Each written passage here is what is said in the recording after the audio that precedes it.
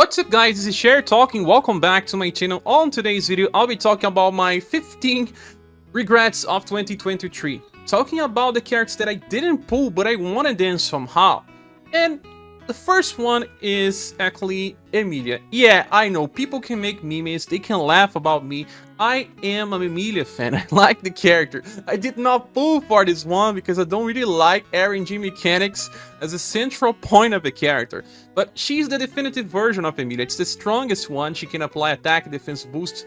She can give heal by the end of turn, and it's a character that uses an outfit from the original game. And I wanted to have her secretly, but I just didn't want to play with this design since I don't really like it's my play style. But I'm an Amilia fan. I wanted the character. She uses spells, she uses guns. It's awesome. But, well, I had to skip. You cannot have all characters, right?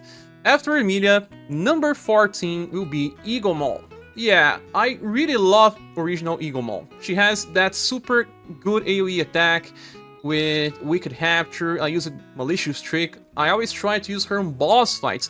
In the newest version is an improved version that can even chase with that Wicked attack, and I couldn't pull for her. I just got my Joe on the first pull. I needed to stop pulling, but Eaglemon is such a cool character. Design is awesome, the spell system is good, but I just had someone that could replace her. I had Rock, and eventually I will also get Aspergal. So I had to skip. I just could not get the character, but I would love to have maybe in the future.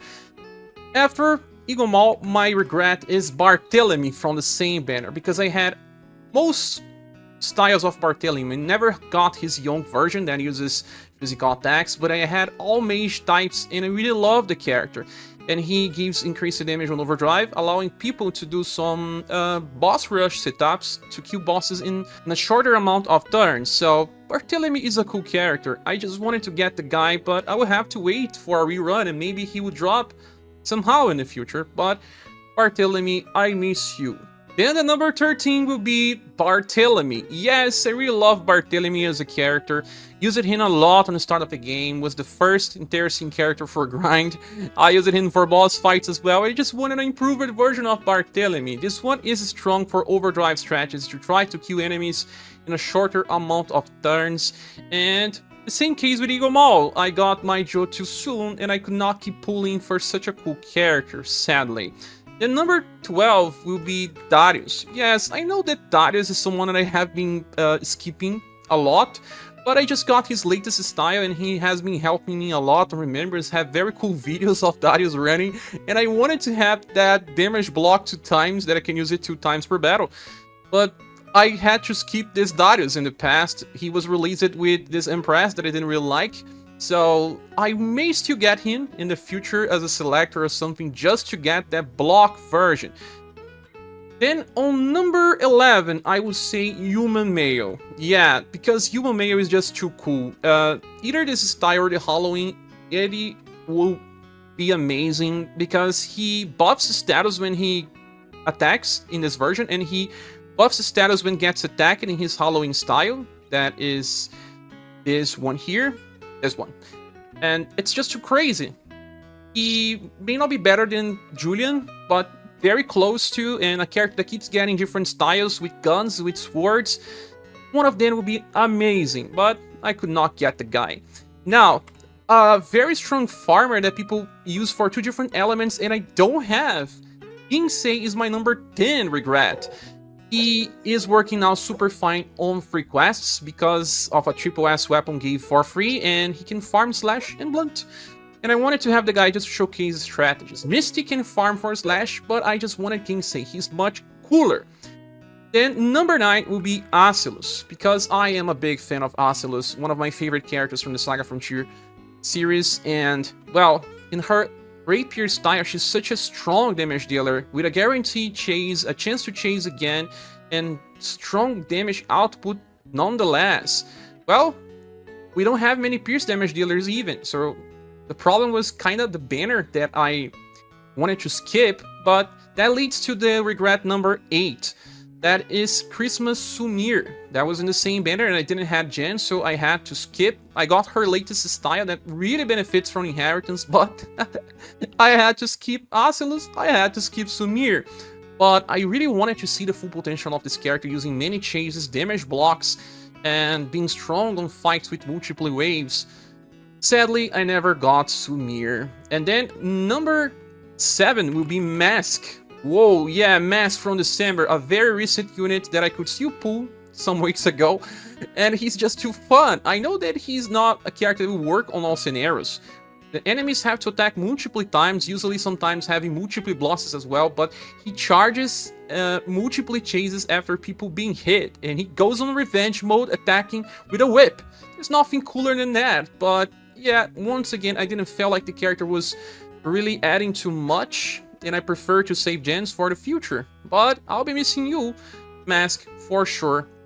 The next character will be Dread Queen. Yes, I know, another recent unit, but I just feel like she is pretty nice by attacking between 3 to 5 times, and even attacking again on overdrive, increasing her damage output with each hit. I believe her debuff strategy to be unique enough to say, whoa, this fight was easier because I had Dread Queen. So a style that I wanted to have, but still needed to skip since we're going to get other types of damage dealers in the future, and I don't know if I'll have space for Dread Queen. I don't want to change my setup every single week, but I will miss you, Dread Queen, my number 6. After that, we have Aslana as my number 5. Yes, Aslana is a pretty cool unit, both visually and her skill set is also amazing. A martial arts unit that has very good agility, but actually has just support.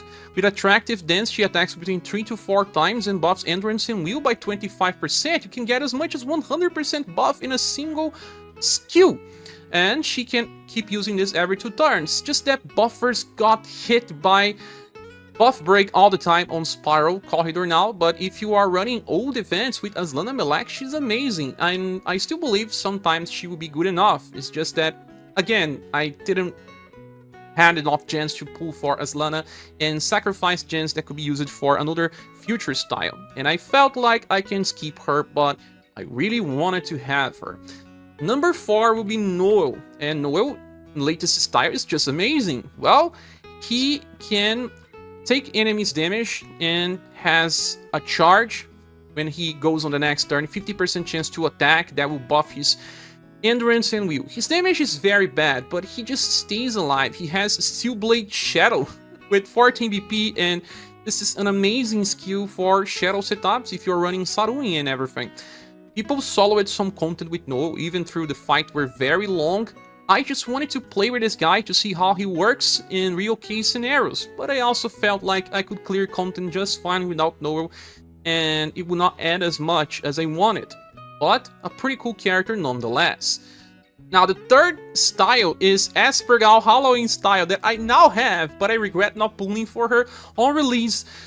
Well, this character is amazing, and I had her past UDX style that was really cool as well. Healing every turn back when we barely had any healings besides Mirza, Steel Blade Light. But this version of her has this Witch Trick, triple S power attack with 8 BP cost that can debuff all status and remove all enemy buffs. It's just crazy, and she even has 1 damage block per turn. An OP character that I really wanted to test on release, but on Shirei's banner I managed to get her, and even her newest style, so I'm happy that I can play with Aspergal now. One of the coolest characters for hard challenges right now. And speaking about Halloween, we have also Creator. Yes, another case of not having gens on the moment, and I really wanted to have the Inheritance, Sun Shower, and Creator's Wrath to play around with my newest creator that deals insane amounts of damage. This creator is an intelligence buffer as well, and you can even use him as he is if you want, although I prefer Top Hat version that is even better, but the Inheritance alone is amazing to make your creator even better. So I almost pulled more on Shirei banner just to get this creator for Inheritance. I will have to wait more and get it on the future. That's my regret number 2. Regret number 1 is Medea. Yes, you all know about this. I did not have enough gens, so I had to purchase And back then, I was a little more worried about paying my bills, and I was just short of having enough gems to PT Medea, and I got my Maria on pull number 9, I guess. I would have to pull like 6 more times to get Medea, and I didn't have enough gems and stopped it. A lot of clears were done with Medea, and people just showcased strategies on auto, and she was just rocking all hard challenges when she got released. Changes, things have changed, like debuffers were not good enough, and then Medea appeared with many debuffs. Even if the enemy was using a fire weakness, she was still good enough. She's not just a debuffer that debuffs intelligence and STR, one of the best combos ever. She can also apply this more lethal medium to enemies with 3 turns. So an amazing unit that I still regret not pulling because I wanted to use the character and she doesn't appear in any rerun banners. What can I do without Medea? Wait for a bottomless banner in Anniversary, maybe 6 months from now. Oh well, that's my biggest regret. Well, with all that said, guys, this is my list. What is yours? Please say here on the comment section. Thank you so much for watching this video. Please subscribe if you haven't. If you want to support the channel, we have links on the description like Patreon, PayPal, and coffee buttons. I see you soon with the next video or live stream. Bye.